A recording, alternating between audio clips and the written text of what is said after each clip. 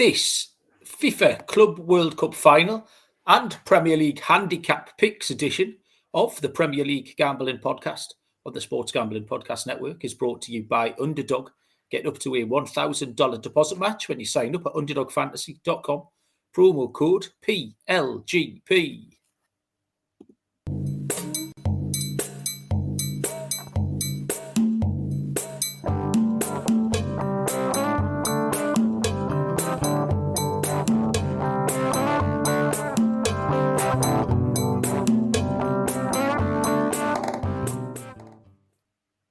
Welcome, everybody, to the Premier League Gambling Podcast on the Sports Gambling Podcast Network. My name is Malcolm Bamford, coming to you from Newcastle upon Tyne in the northeast of England. Today is Friday, July the 11th. We are here to handicap the FIFA Club World Cup final, Sunday. Big old final on Sunday night. We're also, because we've only got one game to have a look at, we're going to do some Premier League chat as well and have a look at one of my favourite markets, the handicap market. But what it does is gives us an excuse to just see how all the teams stand in our opinions, if we have any strongly held beliefs on anybody at the moment. Joining me from somewhere in Nottinghamshire is Mr. Barry Penaluna. Barry, what's happening? I'm fucking roasting. It's warm, isn't it? Is it warm up there in Newcastle? I had an hour in the garden in my underpants this afternoon, Barry. Let the neighbours talk. I'm not bothered. I've got some incredible tan lines, which I was a tiny bit braver, I'd show you. I just came in from Bob's Football, so I went for a shower, and I giggled at myself. I've got, I'd say, 8 inches from the bottom of my gut to like the top of my thigh, which is white, where I sat in the garden in my kegs earlier on. So there you go. Nice. I've had 3 trips to the supermarket today just to get the benefit of the air conditioning. What did you buy? Oh, I've just come back. I've had a right treat, actually. I've just come back from the supermarket half an hour ago. Half an hour before closing, 50% off stickers everywhere, Malcolm. Oh, mate, it's my favourite thing. I've got a free-range grain-fed chicken. Nice. Which was £11, reduced to £5.50. Nice. A kilo of chicken breast, reduced from £7 to £3.50. £3.20 I paid for a kilo of chicken. I got 4 packs of that, so I've got 4 kilos of chicken breast now. And then I got 6 Cajun flavoured chicken breasts. They were like £1.50 for 2 chicken breasts flavoured with a bit of Cajun. So I'm going to fill the freezer. Oh, they've got tomorrow's date. I'll be having a barbecue tomorrow. I'll grill loads of it up and it'll keep me chicken going. Heavy. We chickened up tonight. Bob went out to football, so the IT department said, "We'll go to the shops. What do you want?"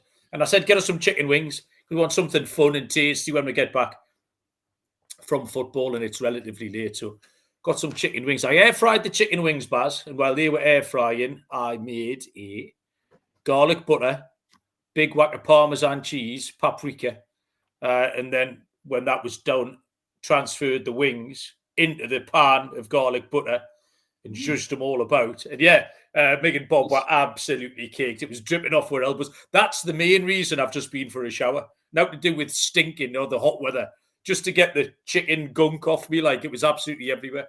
So there you go. A little bit of housekeeping. People in the chat have already noticed I've got some new headsets, Barry. Sets for your head. I've got some new equipment. I've had to get some new equipment for a reason I might go into in a few weeks. And I don't know if it's going to work because I'm an absolute cretin. I asked Barry if he could join a few minutes early to help me check.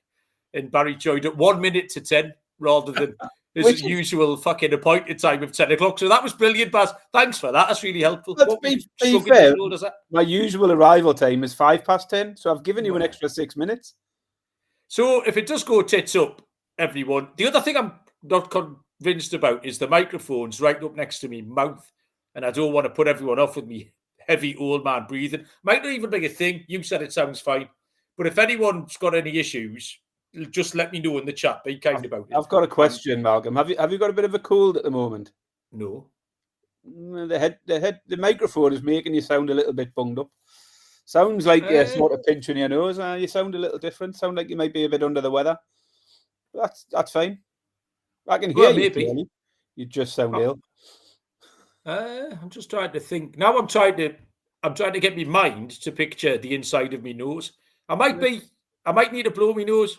Bit of hay This is fever, great maybe. content, by the way. Beautiful. Maybe a bit of hay fever. Outstanding. Anyway, I've got some new gear, so hopefully it works. It's meant to be really good, like professional quality. So the audio might be outstanding. Serial is live in the chat. Serial, welcome along. Joe Dollar. Joe Dollar continues as one man. Mission to antagonise me and Barry and every other English person at all costs. Smudger's here. How we doing? And I think that might be it for the minute. It is a Friday night, so I guess people have got things to do. But if you are in the chat and you want to say hello, say hello. Serial saying it's better than the Echoes, which I dispute whatever a thing, but you've always claimed we're a thing. So it might be a thing, Barry. What we're going to do is we'll have a look around the World Cup final. PSG taking on Chelsea. We'll go through our picks from the other night, and then we'll have some handicap chat. Once again, Barry's taking the opposite view to what I want to do. So I will have some opinions, and then Barry will give me his opinion on my opinions. I thought this would be quite a quick show, Baz, until I started doing the Premier League stuff, and I've made pages and pages of notes. So I've got some light-hearted banter at the top. Have you got any light-hearted banter? No, I've just got lots of moaning to do. Oh, go on then. Do you want to start with the moaning? Loads of it. Well, it's mainly football related. So if yours is non-football related stuff, then fire that out first. All right. I came up with a new band name this morning. If anybody wants it, Dr. Chutney. Do you want that? Yeah, free. That's free to anyone. If anyone's wants to start a band and call it Dr. Chutney, you can have that one on me. I've got a new food chat, Barry. We've had chicken chat. It's a new food. It's not a new food. It's a new food as an ingredient, which I've overlooked for years and years and years. But very quickly, Barry, this is becoming an absolute staple. And it's the celery, Barry. How do you feel on the celery? Oh, no. I hate celery. I agree with you. I'm allergic to raw celery. Now, people think that's weird. I'm allergic to raw carrots and stuff like that. It's some weird protein. It's the legumes, Barry. So I can't eat it. It's never got on my radar for 49 years. But occasionally gets bought if it's on cheap offer for the guinea pigs. The guinea pigs will eat it. But I started, I was doing a bolognese or something. So, when you try and sneak some good things in so the kids will eat it. Just to try and get them to eat anything that's not brown and covered in breadcrumbs. And I finally chopped a bit of celery, and it just disappears. It's very much becoming the onion, Barry. It's nearly now as non-negotiable as the onion. If you're cooking a chili, a bolognese, a curry, anything like that. I did I sorted some mushrooms earlier on today. Had them on a bagel with a little mustard sauce. The celery was in there, and I'm fast becoming I think it's taken over, Barry. I'm disappointed because I think the celery, you won't notice it. This is the thing. Everyone twists their face. My missus twists her face. Depends, Malcolm. Because the only time I've ever had celery is someone sticks it in, whatever they stick it in, but massive big chunks of it. Yeah. And if you bite into one of them massive chunks, you do it like garlic. Bit. Yeah. I mean, I'm sure I would be fine if it was chopped finely, cooked up. I wouldn't give a fuck. But it's a sort of thing, Baz. Big lump of celery in my gob. I'm not eating it But when you're making 3-day-long sauces and when you're sauteing stuff or you're marinating stuff, this is gold, Barry. Genuinely, get the celery in there. It's going to add honestly, it's as important as the onion, and that's the highest praise I can give it. You can shake your head, Barry, but you haven't tried it, so don't sit there and shake your head. It's not going to be an onion, is it? What? It's not going to be an onion. It might be all right. I'll give it a try, but I'm not going to. I've not got such high expectations as it's going to be replacing the onion or up there with the onion. But when you chop the onion, it disappears into a curry. Do you know what it's like? It's like I don't know if you do know what it's like. This is going to sound odd now. I wish I'd never started this sentence. If you walk down a shed row of horses in the pitch darkness, they can't see you, but they know that you're there. That's what the celery is, Barry. That's the celery. You can't see it, but you know it's there. What a strange analogy. I have no idea where that came from. I think that might be. Oh no, I've got one more thing to mention, Barry, and it's obviously referring to the game that's on everybody's lips. The whole world is waiting, Barry, for the kickoff. Now we're not kicking off tonight for two reasons. I didn't send you your cards to be able to start the game because what I wanted to know from you, Barry, is to add another layer to the game before we start. Would you like to name your players? Would you like to pick your own team? Just give them random names, not actual footballers. And I knew you wouldn't. I knew you'd shake your head. But it's more fun, Barry, because then it adds another layer to it. And also, people can then have a bet on it. Because I thought we'll definitely do money line, totals, over-unders, stuff like that. But now, if we give the players names, and we'll just have to allocate them squares on the board, that's all we can do. But then we can do first goal scorers and stuff, We can knock your fullbacks up at 33-1. And it would be lovely fun to give 11 imaginary people names, Barry. So any thoughts on that? That's your game, your rules. So, yeah, whatever. If we do that, though, between now and the next show, we might kick off next time.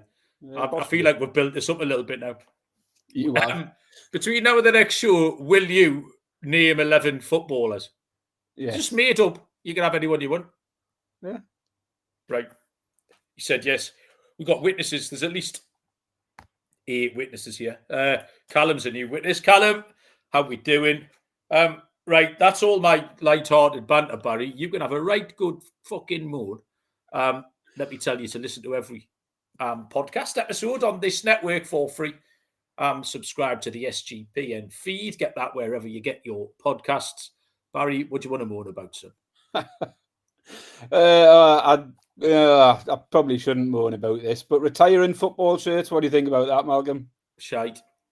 Yeah. Who's been up to that, like? Liverpool have retired the number 20 football shirt. Right, okay. And it's probably not a subject we really want to go into. But they wouldn't have done that if he was the number 9, would he? Is my point.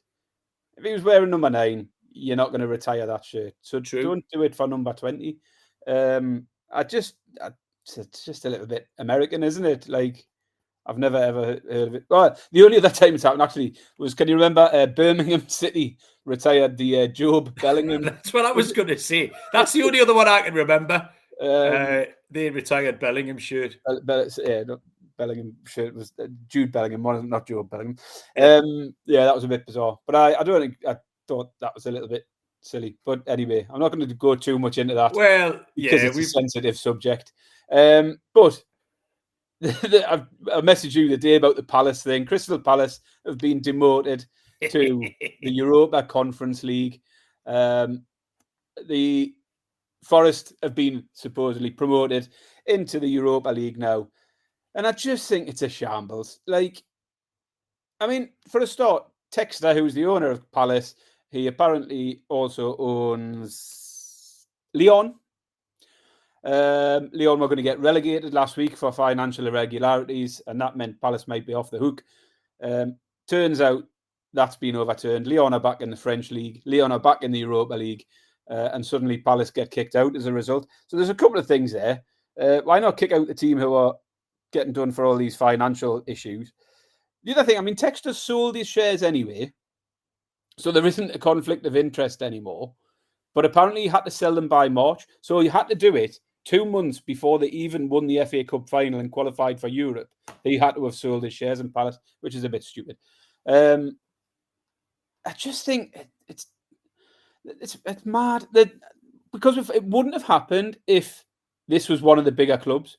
Because Man City and Girona are owned by the same people. They played together in the Champions League a couple of seasons ago. Man United and Nice have played in the same Europa competition in the past. Salzburg and Leipzig, who were both part of Red Bull, have both played together in the same competition without any punishment. And it just seems stupid. Football is just getting on my tits because league positions and prizes and places in competitions are now being decided not on the pitch, but in the courtrooms.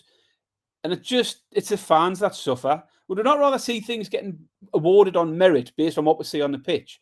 I just think it's a load of bollocks. And that's today's position. let's not rule out that it might get overturned because they can appeal it to the Court of Arbitration. So for the next few weeks, Palace and Forest won't know what competition they're going to be in until it all plays out in the courts.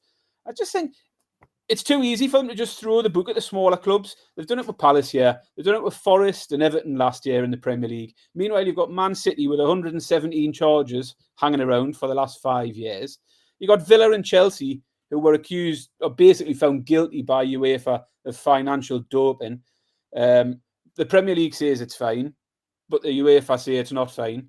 And they've got away. They don't get a ban. They don't get kicked out of the competition. They just get hit with a bit of a fine, which doesn't matter because they've got owners who can pay them anyway. But it's an absolute nonsense. The whole of football is just doing my tits in at the minute. Fair enough, Baz. I don't care, luckily. I just couldn't give a shit. I found it's quite funny. I thought it was funny. Only because I like it when something bad happens to any other set of football fans. So that's all. I'm just laughing at. One final point about how ridiculous football is getting is because Forest had actually thought of this situation before because they were worried that they were going to qualify for the Champions League. Marinakis also owns Olympiakos, and it would have been the exact same issue. So what Marinakis did in March was transferred all of his shares into a trust, which means he doesn't own Forest anymore, allegedly. And that would have meant if they'd qualified for the Champions League, but they didn't, they would have been okay. They would have got around it. And they would have got around it by just finding another loophole, which is what Chelsea are doing, which is what Villa are going to do. It's just people exploiting loopholes. It makes a shambles of it all. Because you ask anybody, Forest fan or anyone who owns Nottingham Forest, they'll tell you it's Marinakis. Who's going to sit in the owner's chair on a Saturday afternoon? It's Marinakis. It's not the trustee of the fucking offshore trust that he's put all his shares in. But he would have got away with it by doing that. So, clubs are being rewarded by fucking about with the rules. Piss off. Yeah, fair enough, Baz. I didn't expect you to have such strong opinions on any of that. No one knew. Like I say, I wasn't bothered. I don't understand it. I go to great lengths to not have opinions on stuff because there's fuck all you can do about it. There's always going to be something. Newcastle won the cup in March. And as of then, I don't care about anything else. It doesn't matter anymore because we won the cup. So we're just football can do what it wants anymore. Yeah, I laughed at anything bad happening to other football teams. So the Palace fans having a whinge. Palace get on my nerves a little bit. Cheerleaders, goal music, Alan Pardew. They're a little bit self-righteous and those divvies who think they're older. So yeah, and they've got a better chance of winning that competition. Nottingham Forest are very litigious. How many times in the last few months? They're suing Tottenham today as well, by the way. They complained about Palace. They're suing Tottenham. They appointed Mark Clattenburg. They were suing the PGMOL. This is all in the last 18 months. That big Greek lad is very litigious. So I enjoyed all of that. Callum says, Barry, is everything all right at home? Yeah, I'm just stressed That's exactly what I was thinking. I've never seen Barry this animated about anything. And suddenly, the thing that set him off in, I will do 43 years, is Crystal Palace's demotion to the Europa Conference League. That was the final straw. It's not about Palace. It's about the whole management of football. Everybody that's running football, UEFA, FIFA, the Premier League, they're all cunts and they're fucking our game up. Hell. Absolutely. I'm hot and bothered, Malcolm. That's what's happening. It's too hot for you, innit? Is that what it is? Yeah. Take your t-shirt. Plus, I think listening to you talk about this Club World Cup shite for the last 5 weeks is tipping me over the edge. I'm ready for it to be over. Well, one of us had to hold the show together. Barry, I'm the only one that's picked any winners. How's your futures done? I won. All the group ones won, Buzz. Do you remember that? Who did you pick to win it? Fucking hell. Absolute outrageous. We'll get on to our mainly terrible semi-final picks in a minute, actually. Let me tell you about the Circa Million and the Circa Survivor. Circus football contests, $21 million in guaranteed prizes. There's no rake, so if entries go above the guarantee, all extra money is into the prize pool. The Circa Million, you pick 5 teams ATS every week, or go for the ultimate sweat in Circa Survivor. There is also the Circa Grandissimo $100,000 Survivor contest. Register in person at Circa Sportsweek in Nevada. Sign up in Nevada, play from anywhere with our proxy, the SGPN official proxy. You'll get $50 off at footballcontest.com. Use the promo code SGP. And we're brought to you by mybookie.ag, your place to bet on every sport, including MLB, WNBA, golf, and, of course, football futures. Tons of locations accepted. Crypto payments are rapid. Head to mybookie.ag. Promo code SGPN for a 100% deposit match up to $1,000. T's and C's apply at mybookie.ag. Promo code SGPN. Semi-finals. Oh, timeout. Barry's called a timeout. Timeout. Drinks break, Malcolm. Drinks break. In classic Club World Cup fashion, we're going to have a drinks break. Barry's sort of rehydration break. Barry's away. Are we all just supposed to watch him? What's he doing now? He is hot and bothered. I wouldn't get too close to him. Oh, he's got a bottle of H2O. You must be hot, Barry. I've got my cup of tea, as usual. Bob made this cup. Look, you can see written on the book. Semi-final picks were terrible. This is the thing when there's only 2 games. Normally, if we do a 10-game card, like if you always pick a few winners, even if you do shit. 2 games, 2 losers. Both teams to score in the Chelsea game, which was live as Fluminense made a few half chances, got the penalty, which was then overturned by VAR. Fair enough. So that was a loser. And then I had an all-timer when I picked Real Madrid in the other semi-final. The couple of things about that was they dropped 2 bollocks. They needed to be in the game after 20 minutes. And what they did was give away 2 goals in the first 9 minutes. Having said that, they got absolutely marmalised for the entire duration of the game. So in no way am I claiming bad luck. But even though they didn't give themselves a chance. So 0 for 2 there, Baz. You got PSG though, didn't you? I know we're on the opposite sides of it, so not much help to anyone. But you got 1 winner, 1 loser. Yeah, I mean, I faded Chelsea. I thought the double chance might be the way to play it, but that didn't come in. But then PSG couldn't have been any easier for me. I tuned into that one, Malcolm. As you know, I've watched about... Well, you messaged me about this. I watched about 20 minutes of football so far in this competition. I tuned in at 8 o'clock because the kickoff was scheduled for 8 o'clock. I turned it on at 8 o'clock. And then I watched 10 minutes of people walking onto the pitch with disco lights behind them and music playing. It was like the fucking Gladiator theme tune or something going on.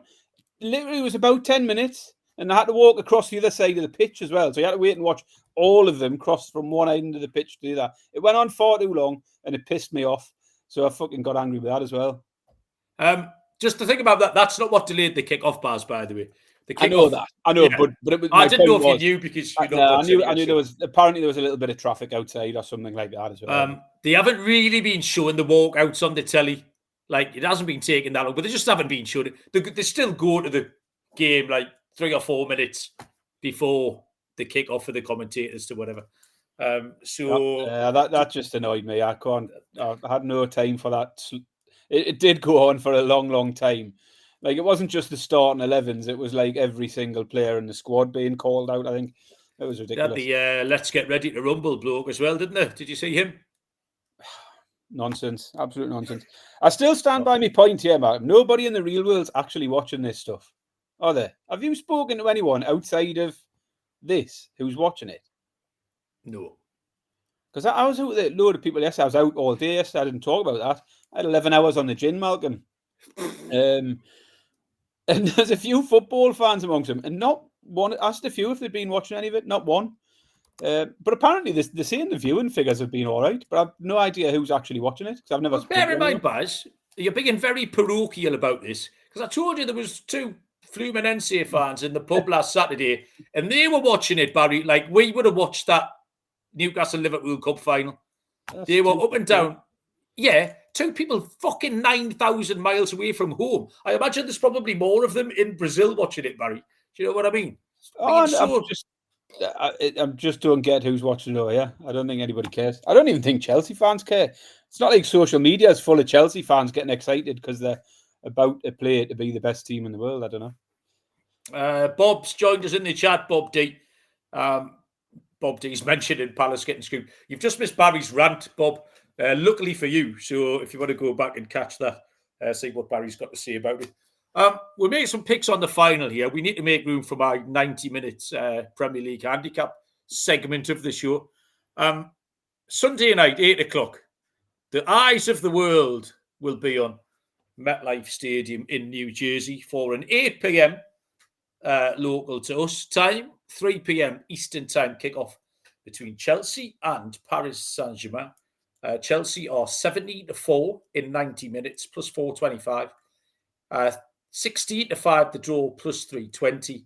And PSG are 3-5, minus 166. Both teams have won 5, drawn none, and lost 1 in this competition so far. But there's no arguments about who's had the strongest form on show, is there? Chelsea have played LAFC and Tunis. They've then played 3 Brazilian teams and Benfica. So take your pick out of all of that. Both teams just scoring 3 of 6 for Chelsea, over 2.5 goals in 4 of 6. They've been okay to watch, but they're just really quite hard to form a strong opinion on because of that form. It's just like, and what? Do you know what I mean? At the start of the tournament, all the hipsters, the kind of hipsters who liked Bodo Glimt last year, they were all wetting their knickers about all the Brazilian teams, and they're showing us how to play like that part of the world. It's a different kind of football. It's more expansive because they'd won a couple of games, and then they played the decent teams, and they all got dicked, so they're all gone. So Chelsea played the 3 Brazilian teams, the 2 that don't count, in the second worst European team in the tournament ahead of Salzburg. So hard to form an opinion on. Not hard to form an opinion on PSG. Complete contrast. Like I say, 5 wins, 1 defeat. Scored 16, conceded 1. So they've kept 5 clean sheets. Now, I'm not entirely sure how they've only conceded 1 because they are wide open most of the time. I think that's an anomaly. So that has to regress, I think. Whether it regresses this game or not. But just in general, they're not a defensively rock-solid team. They're not going to run up a string of clean sheets. So I think that's slightly misleading. But the results, 4-0 against Atletico, 2-0 against Bayern, 4-0 against Real Madrid. If you want to tack on 5-0 against Inter Milan from the Champions League final, tack that on as well. I'm happy for my main bet here just to be a pure old-fashioned horse racing form line. I've just reeled off 4 covers, 4 handicap covers, 4-0, 5-0, 4-0, 2-0, against a team that I don't think are as strong as some of those others. PSG minus 1.5 goals, 6-4, plus 150. 5 wins in this tournament would have covered all 5 in that. So yeah, I'll take PSG minus 1.5 at 6-4, plus 150. I've got another couple of little players, Baz, but I'll let you give out your main handicap. Yeah, I mean, obviously, I'm just happy to get to the end of this. It feels like it's gone on for about 3 months as well, this tournament. All right, we'll get it, Barry. You've made your point, Barry. Kid hell, flogging a dead horse. When did it Miserable bastard. Feels like it's been going on since 2021. Not to me. I fucking loved it. Anyway, here we are. With 2 European sides in the final. Who would have guessed? I mean, you wouldn't have got much of a price for that pre-tournament, though obviously not many people would have tipped up Chelsea to be one of them. But they are here by virtue of having had the easiest run of the final. We've seen the European sides have rose to the top as the tournament went on. Meanwhile, Chelsea have conveniently avoided the best of them all the way through. As you mentioned, Benfica, who were one of the weakest European sides, are the only one they've faced. Still needed extra time in that one. Whereas PSG, on the other hand, have had to do it the hard way, facing Atletico in the group, Bayern and Real in the later stages of the knockouts. And they haven't made it look hard at all. They've beaten those 3 teams by a combined 10-0, which is pretty astonishing. 5 wins, 16 goals, 1 conceded. And as you've mentioned, they carried on where they left off at the end of the season, where they blew Inter away 5-0. So I think it's worth tagging that one onto their recent form. And I just think it's really hard not to see them finishing the job. Yeah, I mean, all of those clean sheets, I disagree. I don't think it's just by chance. I know what you mean, that they give up a lot of chances, but they have got a solid defence. They've got good defence, and they've got one of the best keepers in the world. You don't get that many clean sheets by chance. Arsenal only put 1 past them over 2 legs as well. Liverpool struggled to get goals past them over their 2 legs. So there's plenty of form for them being defensively solid. So it wouldn't surprise me if we get another clean sheet here. The favourites, obviously, a little bit short to be a pick. The first thing that jumped off for me would be to just tag on the over 1.5 goals. So take the 1-0 out of the equation, take PSG and over 1.5. Get a price of 5 to 6. Similar to yours, it's covered in all of their wins. The 5 of the 6 games that they've won, they would have covered that pick. I also looked at the handicap. I looked first at the Asian handicap, -1. PSG to win by 1 would give you a push. And then win by 2 or more, as they've done in every game they've won, would cash you a winner. That's at evens. So you're taking the extra half a goal for your 6 to 4. Don't mind that at all. I mean, they've won 9 of their last 10 games by the handicap as well. You looked at, obviously, the recent form in terms of this competition, but even going further back, 9 of the last 10 they've won covering the handicap, the exception being that Botafogo game. But the main pick for me is going to be PSG and over 1.5 goals at 5 to 6. But I do like your pick of the handicap as well.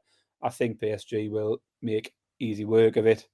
I have got one other pick. I'm going to chuck that out now, and then you can throw yours in. It's a little step by step. So I'm going to start off with Dembele. He's been sort of phased into this competition. He played 30 minutes against Inter Miami, 20 minutes against Bayern, and then they started him, played him for 60 minutes against Real Madrid. I expect he'll probably start again here, might get a bit more time. Even with the limited time he's had so far, he's just managed 2 goals and an assist in the last 2 games.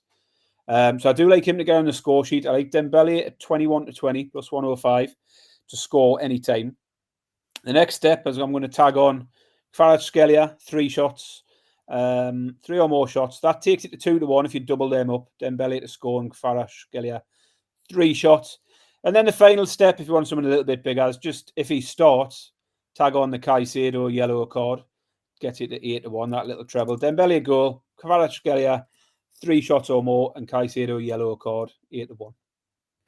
Nice, Barry. Love all of that.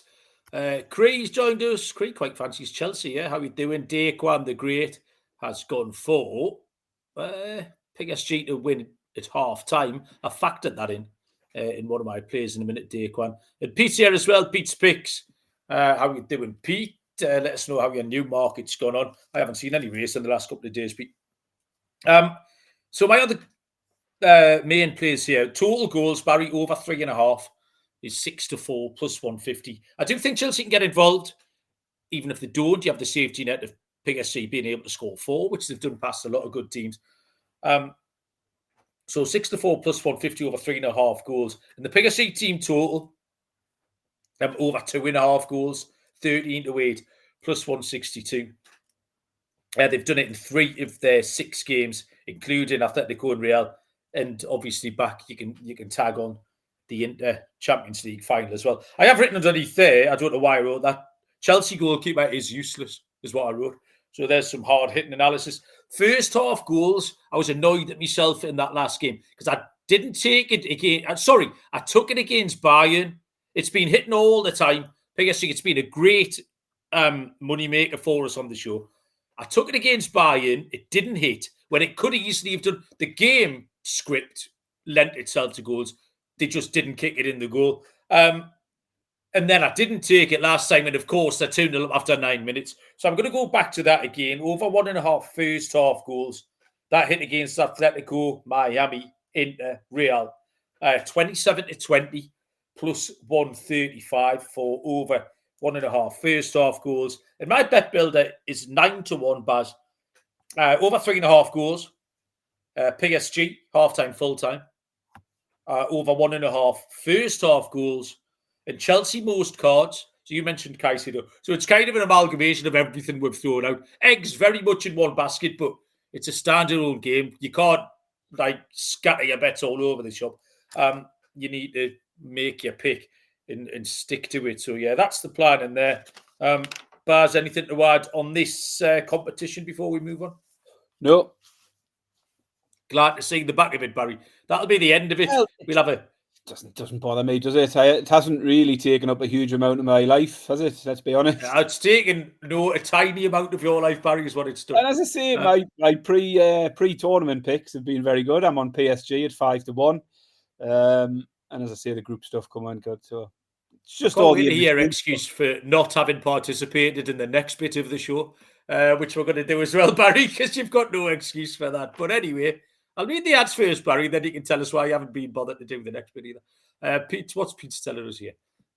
Newmarket, Saturday's racing, everybody. 250 at Newmarket. More Thunder, Arcadian Thunder, forecast in any order.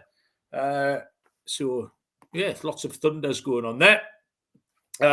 Serial's talking bollocks about Alexander Isak, which is just misinformed silliness. And Callum wants to know, Tetley, mate, Tetley tea bags, not Yorkshire tea bags. No, I don't care, frankly. It's whatever the IT department comes in with. I just know there's a bag of 800 Tetley tea bags in the pantry at the moment. Do you think they have pantries in America, Barry? I don't have a pantry. It's not a UK thing. You've just made up the pantry. I reckon they call it something different. I haven't made up the pantry. A pantry? People had a pantry in 1960. People don't have a pantry anymore. I've got a pantry. Right, in the chat, English people only, yes or no to the pantry. I'll put a photo of my pantry up on X later on. My grandparents had a pantry, I think. Yeah, well, come round here, I'll show you my pantry. Did I read the advert out or not? No, I didn't, did I? No. Well, I'll do it again. Underdog, I definitely didn't, Barry. Underdog Best Ball Mania is happening all summer long, giving away $15 million in prizes, including $2 million to first place. No waiver wire, no arguments about trades. Best Ball is the best way to play fantasy football. Use our code PLGP to claim a special pick and first-time deposit offer up to $1,000 in bonus credits. UnderdogFantasy.com, promo code PLGP. And you've heard us talk about Rhythm before. They just dropped a game-changing feature called Power Trends, essentially the best of the best, what their house model has to offer. These are AI-detected patterns where Rhythm's model is consistently won and has a high ROI. Power Trends are updated daily and exclusive to Rhythm. 254 and 147. The Power Trends go in, which is 63%. Recently, good effort. WNBA absolutely flying as well. Get your 7-day free trial, sportsgamblingpodcast.com/RITHMM. So Joe's got a pantry. There we go. They have pantries in America, Barry. We must have introduced the pantry. There's something else you've got to thank us for, Joe. Joe has a pantry and he keeps it locked. I can always tell. I hear that pantry door go. That's the only reason I know Bob's still alive. Over the weekend when he stays in his crack den for 48 hours, the only reason I know alive is the little click of the pantry door opening and closing every 2 hours where he goes to get a wagon wheel or something like that. So there you go. Right. One of my favourite bits of the entire year, Barry, now. This might be second only to the £1 million show for me. We're going to have a look at the Premier League handicap market, which, if you're not aware, is it's a handicap. So they start Liverpool on scratch. It goes all the way down to Sunderland on 51 head start. They give everyone a head start. The idea being everyone finishes on the same points and you pick your winner. There's a couple of reasons I like it. Firstly, I've done well at it. Picked Villa 2 years ago, won easy.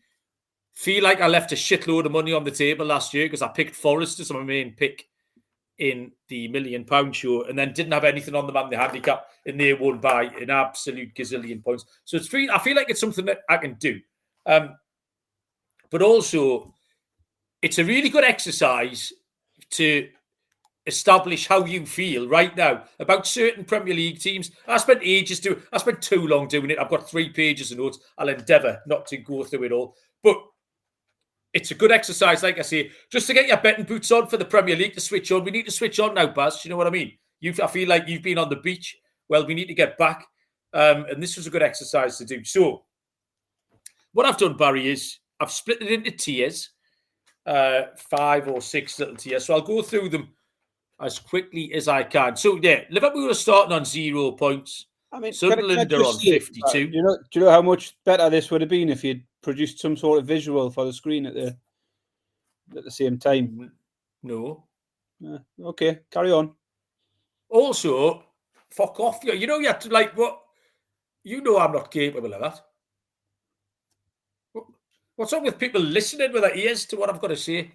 I think the visual makes you lazy, Barry. People have to listen. Oh, hang on a minute. He's fucking Barry with it. What's that? Is that my page or your page? Oh, boy, that's your page. My page, isn't Barry it? shared his screen. He's a right flash bastard. Right, okay. So there you can see it. Liverpool. Why have you got everything? 15 to 1, yeah. Liverpool on 0 points all the way to Sunderland. Like I say, plus 52. So in the tier, start at the top, and I've got Liverpool, Arsenal, and Man City bracketed together here. Liverpool off scratch, Manchester City and Arsenal of 3 points each. My kind of system here is use last year's points total, add on the handicap, and then make an adjustment depending on how I feel they're going, and you end up with a total. I've got the entire league table to run through in a bit, so we'll do that. Liverpool finished on 84 points last year, 7-point margin. The transfer business has been swift and impressive.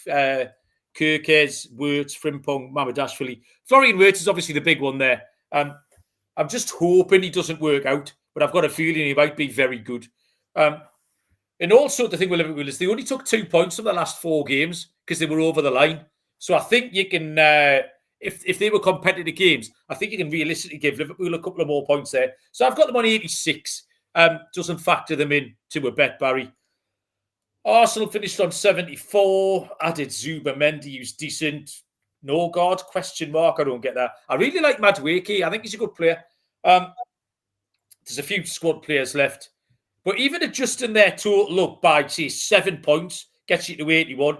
Add the handicap 3, you get to 84. I'm not betting them. Man City are interesting because they finished the season very, very strongly. They looked good in the Club World Cup until they got duffed up of Al Hilal. And what they did was spend a lot of money in January. They did a lot of their business in January, although they've gone back in again this year. Cherki, Neri, Reinders. So, again, finished on 71. Give them 10 more. That's a lot, like. Plusing on the handicap, finishing on 84. Not enough. Barry, that's top tier. Liverpool, Arsenal, City. Any of those blow your skirt up? No, I can't get my head around it.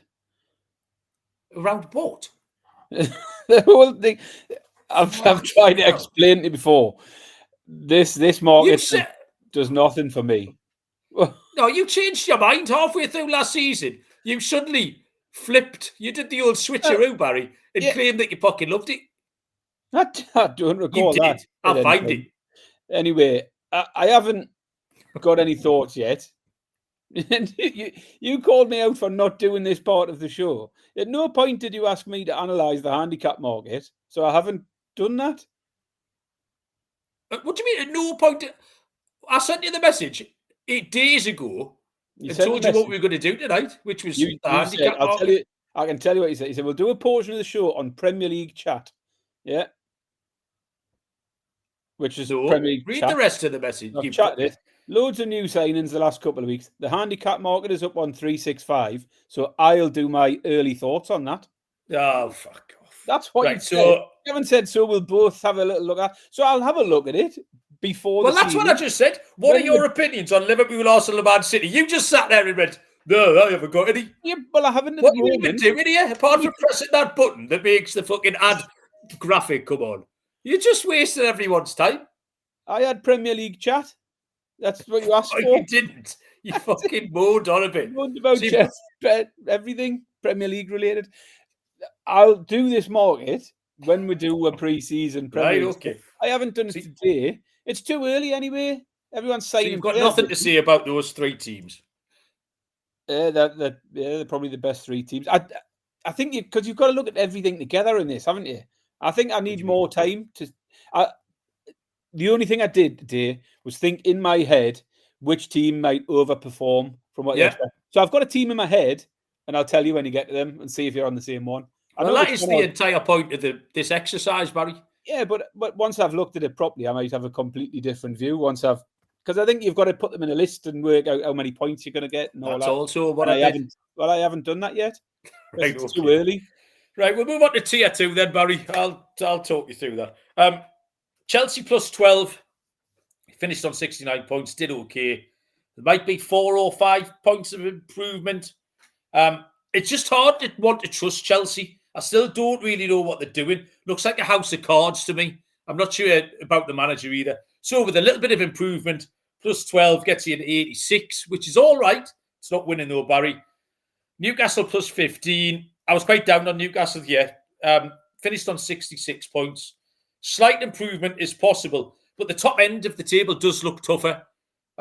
Arsenal, Man City are going to be better. Chelsea. I can see the top teams coming, even if the top teams could come back towards Newcastle, but that isn't going to help Newcastle go further forward. So I've got Newcastle finishing on 82 points, not even close. Villa were interesting because Villa get 22 points. If you're looking at Chelsea plus 12 and Newcastle plus 15, Villa plus 22 is a lot. They finished on the same points as Newcastle, so they get an extra 7. I mean, I think they've hit the top part of their cycle, but even if they perform exactly the same, which is feasible, they've performed at a similar standard for a couple of years. That 22 points gets them to 88. So the 3 contenders there, Barry, any thoughts? The only thought that come in there was Chelsea. You said you think there'll be 4 or 5 points of improvement. I think actually their performances last year, I thought their points was probably higher than it should have been. I thought they spawned their way to quite a few later on. So I think the improvement might not be quite as much. I think Chelsea will improve, but I think the points total was a little bit inflated last season, if that makes sense. I do think Chelsea will be better though, but no, don't fancy them. The next 2 I've bracketed in together because it's Tottenham and Manchester United, which are the 2 teams who finished all the way down the fucking bottom. But for some reason, Tottenham are getting 22 points, the same as Aston Villa. Man United are getting 21 points. 1 point fewer that. Exactly. So there's 3 prices in this list. The 3 worst prices you will ever see in your life. Man United are the first one. The other 2 are still to come. I'll point them out when we get there. Man United finished on 42. So you can add 21 to that. You get to 63. So they're 26 points shy of what you need. It's absolutely ridiculous.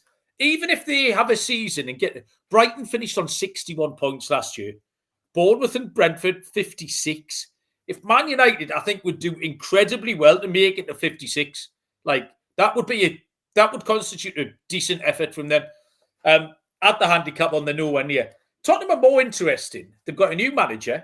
They've done a little bit of business. They've signed Kudos. They thought they'd sign Gibbs White. They're now getting sued. They will end up signing Gibbs White. That's a load of bollocks.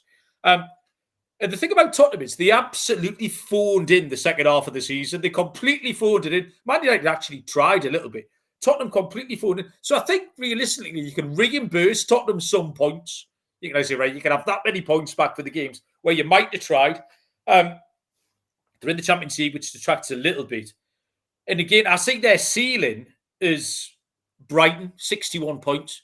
So, plus the handicap gets up to 83. So it's a hard no from me.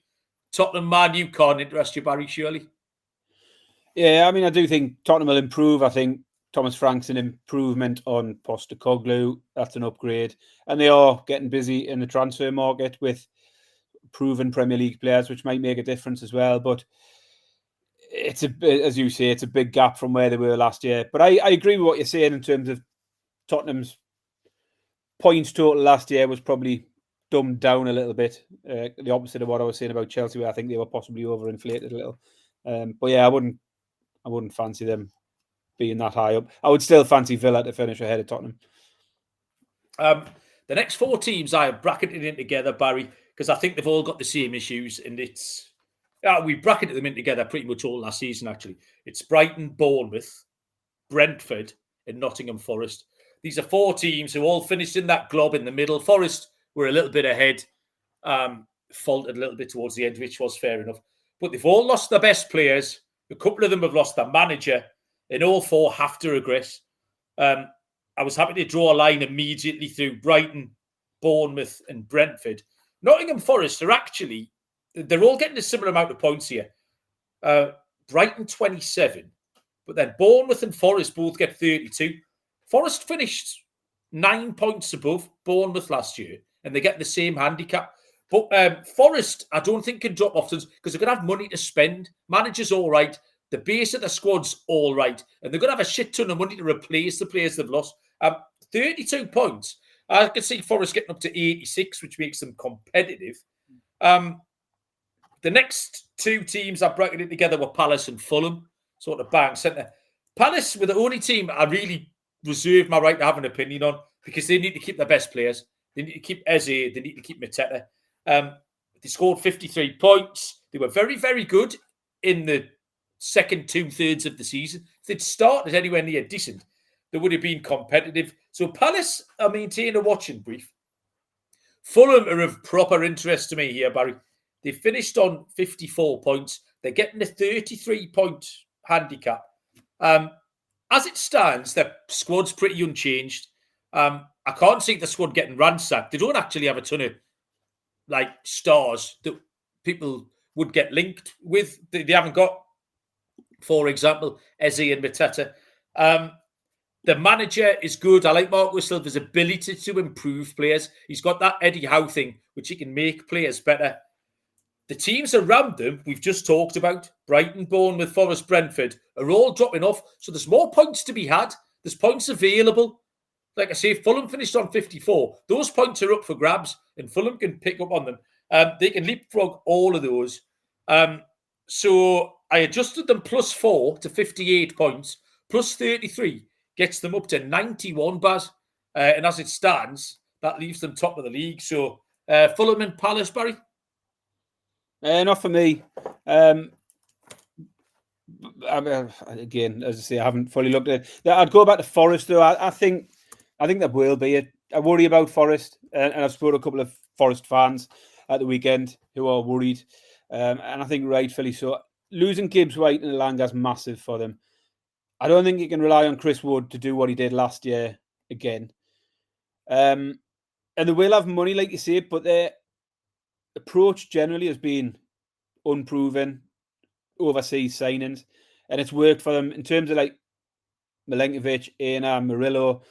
They've brought in a lot of players who were unproven in the Premier League and clicked, but doing that again and again and again is hard to do.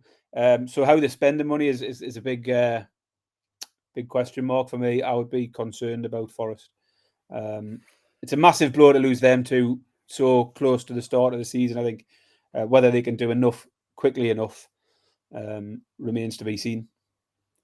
The next three teams I've put together are the three worst teams of those established: Everton, West Ham and Fulham. I think Everton finished on 48 points last year. You've just mentioned Fulham. You've already talked. Wolves is the answer. Everton, West Ham and Wolves, sorry. Cheers, Baz.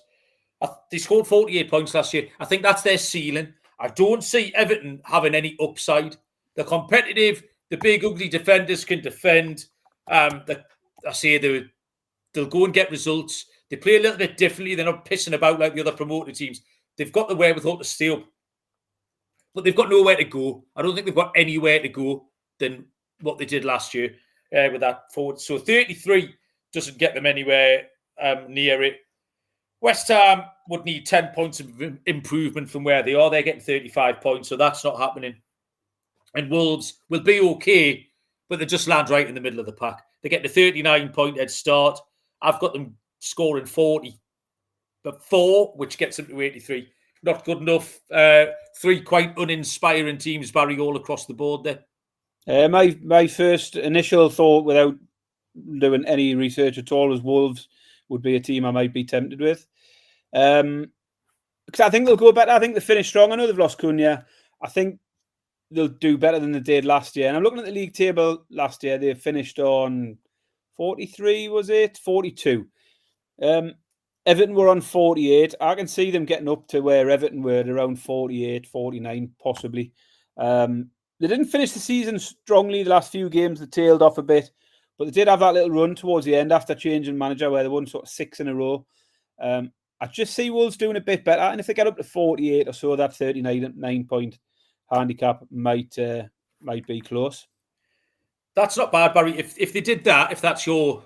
This is what I was saying about people making their own decisions. If that's the adjustment you wanted to be, that would have them third in my table. This is very much a market where you can take 3 teams because you're getting 15 to 1 the field, you know what I mean? If you want to spread 20 quid out amongst your 3 teams, you're returning 110 for your winner. So, yeah, that put Wolves into third, Baz. And then we've got the 3 promoted teams, Barry, 2 of which represent the other 2 awful value bets, along with Manchester United. What I've done with these is I've allocated them Leicester and Ipswich amount of points for Leeds and Burnley. We'll start with those 2. Burnley going up as champs. They're getting 51 points. Now, Leicester scored 25 last year. So that gets up to 76. Even Burnley would have to get to 38 points to be competitive in this handicap market. And I just don't see it. Like, if they have a good season, 33, 34, 35, if they're live on the last day of the season. But the way we've seen the promoted teams go recently, I just can't see them getting to 38. Say plus that 51, that would get them to 89. That's got them finishing second. I just don't see it. Leeds, absolute dog shit. This is appalling. Leeds are getting 43 points, so 8 fewer than Burnley. Again, Leicester City amount of points, 25. At the 43 on, we're getting 68. They're miles behind. This is as bad as Man United. They need to find another 7 wins to be competitive in this market. Not going to happen at all. And Sunderland, right, I wanted to mention about Sunderland first off. And I don't want to get dragged into slagging them off just yet. What they are starting to get on my tits already, though, Barry. The fans are getting on my nerves. They've signed 3 people from the lowlands of Central Europe. And I heard someone say the other day that Newcastle fans are rattled that Sunderland is now a go-to destination for the cream of young European talent. You've signed a fucking Gambian fella who played for Genk. Like, this is what all the dog shit teams did last year. It's absolute bollocks. I have not missed them in my life. They don't need to be in the same conversations that we're in anymore. I know some people are happy having them back. Betty's really looking forward to the derbies. I'm not interested. I don't need them in these conversations that can fuck off. They've also forgotten, Malcolm, that there's the African Nations Cup in January. Yeah. They've got about 7 or 8 of them who are in the African Nations Cup. They're not going to make a field in 11 by the time January comes around. That message board where it's in that we'll have fresh legs because we've got young players. So if we're in a position to challenge for Europe, well, I mean, they're absolutely off their lips, a lot of them. I have allocated them.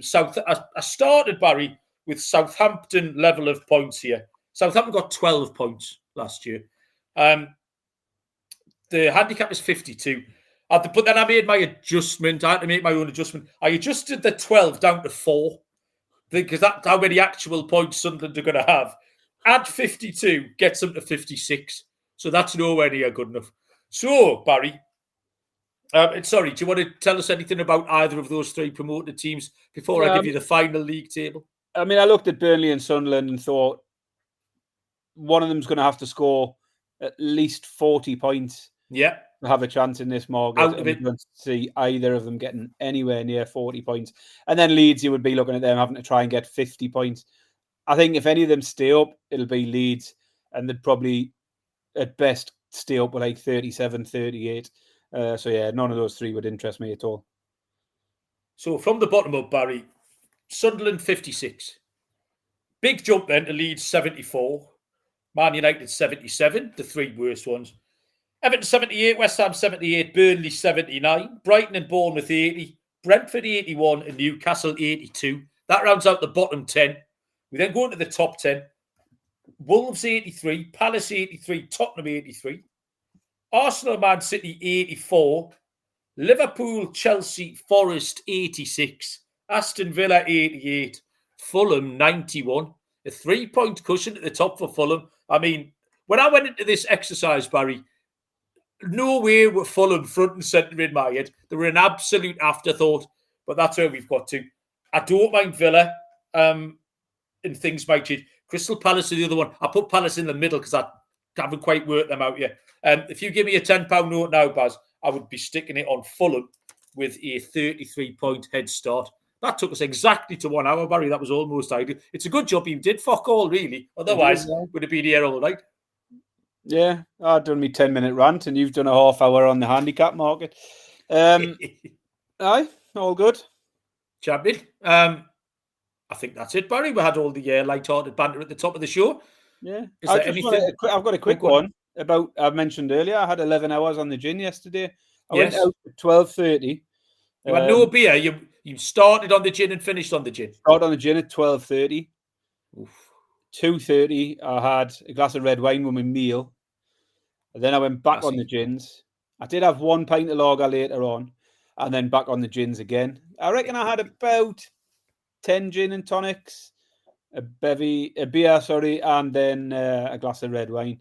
So a decent session. However, the point I was going to make is I woke up this morning at 7 o'clock, and I've never felt fresher. Like, really, not a whiff of a hangover, nothing at all. Just woke up wide awake, 7 o'clock, and felt, oh, I'm all right. Yeah, this is a bit strange. So yeah, it was a little bit of an odd one, but I even made it into the office today. I had the option of working from home or going into the office. And given that it was a work sort of social yesterday, there wasn't many people went into the office today. Yeah. But I was there representing, feeling fresh as a daisy. So there you go. Well done, Barry. You're an example to us all. Thank you very much, Barry, for your huge amounts of endeavour that you've put into tonight's show. I appreciate it. Thank you, everybody in the chat. It was live and kicking as always. The bad news is we're going to have to think of more shite to talk about because there's not even any Club World Cup next week. So we'll start looking across the other markets. Spain are running amok in the women's Euros, by the way. Yeah. I was delighted with that. I nearly tweeted just before the England game the other day, I really don't fancy England. Wiegman's cooked. They're in terrible form. They look absolutely beaten. And I thought, I'll just not because I don't really know what I'm talking about. And then I flicked it on and watched them mull out of the Netherlands 4-0. So I was pleased I didn't show myself up there. I could have actually given out the second consecutive 4-0 loser after Real Madrid the other day, which would have been quite impressive. But I have watched more of the women's Euros than I have of the Club World Cup, mainly just because it's on the terrestrial TV, so I can just turn the telly on and it's there, rather than having to hunt around to find that other side. So I have watched it. Impressive, yeah. Putting Channel 5 on, it's incredible, Baz. I don't know. I don't know how you cope. Not many games have been on there, have they? Yes. Right, okay, let's go away. We'll come back next week. We'll find something to talk about. Enjoy the PSG-Chelsea game, everybody. Good luck, Harry. You weren't with us tonight. But I hope Chelsea bring home the bacon. I don't really. I hope they get stuffed. Good luck with all your bets. Thank you for tuning in. And we will see you all down the road. Cheers.